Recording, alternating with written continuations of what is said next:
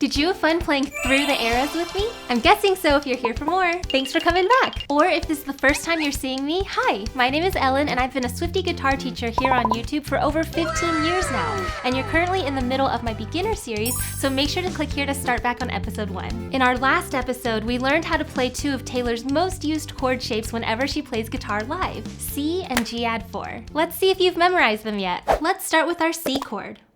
See if you can form the chord shape from memory. It should look like this and sound like this.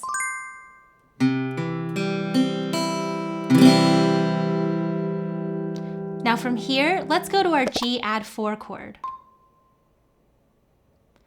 Remember, all you have to do is keep your pointer finger down and move your ring and middle finger up one string each.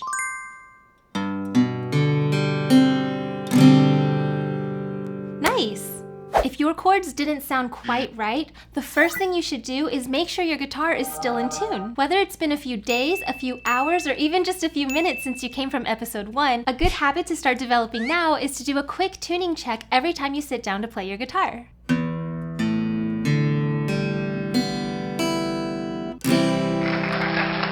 If you're pretty sure your guitar is in tune, but your chords still don't sound right, check out my video right here about how to stop muted strings or buzzing sounds. Today, I'm going to show you one of the most essential skills every guitar player should know. And if you stick with me, you'll leave this video knowing how to play any chord on the guitar. Have you ever wondered how you can learn a song all by yourself without finding a tutorial for it first?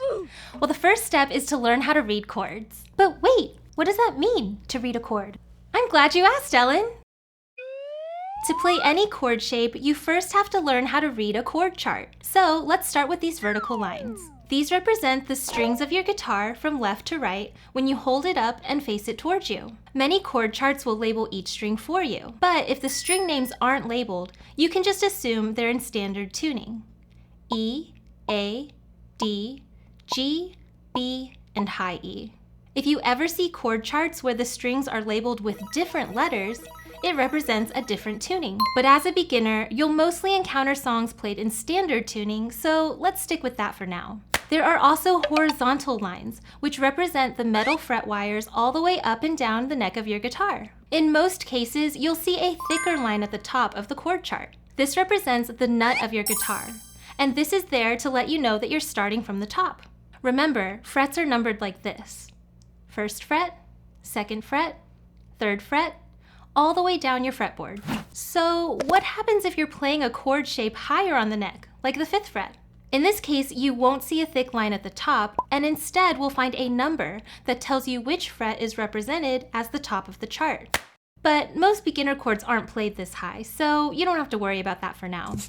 You might remember that certain chord shapes, like our G add 4, don't use all the strings when you strum them. The way they show this in a chord chart is with X's and O's. An X means not to play that string, while an O means to play that string open or without pressing any fingers down. In this example, you wouldn't play the low or thicker E string, but you would play all the others. We're not out of the woods yet. Let's get into the meat of this lesson. Every chord chart will have dots on this grid that show you where to put your fingers. For every string that has a dot, the X or the O will go away because it's no longer open or muted. So in this example, we know there will be a finger on the 3rd fret of the A string, one on the 2nd fret of the D string, and another on the 1st fret of the B string. You're well on your way to reading a chord chart, but how do you know which finger to use for each string? The best chord charts will also have numbers inside each of these dots, or sometimes labeled at the bottom. These numbers refer to the fingers on your hand. Your index finger is number 1, your middle finger is number 2, your ring finger is number 3, and your pinky is number 4. Do you notice anything? You're reading the C chord. You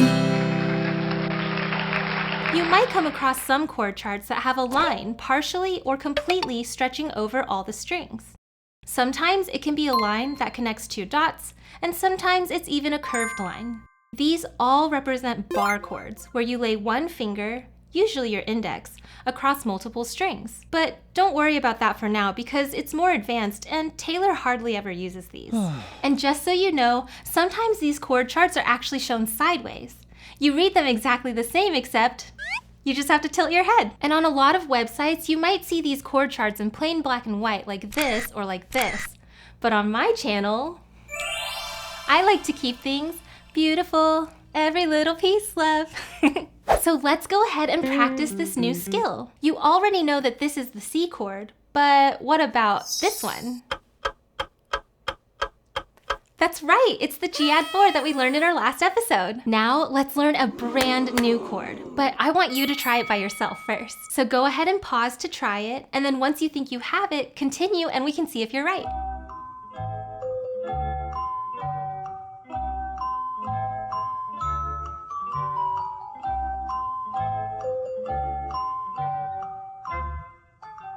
Let's see how you did.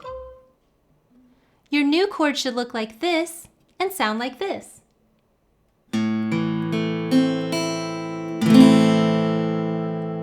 This is the A minor chord, and the next chord we'll be using to build our chord library to play just like Taylor Swift. So now let's take some time to practice all of the chord shapes that we've learned so far. Go ahead and pause on the next screen until you're comfortable with transitioning back and forth between each chord pairing that I've got listed.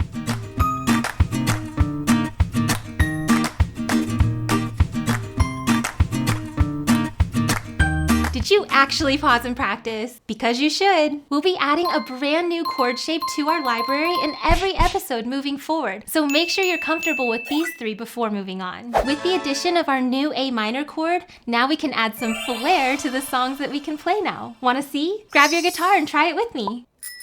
1, 2, ready, go.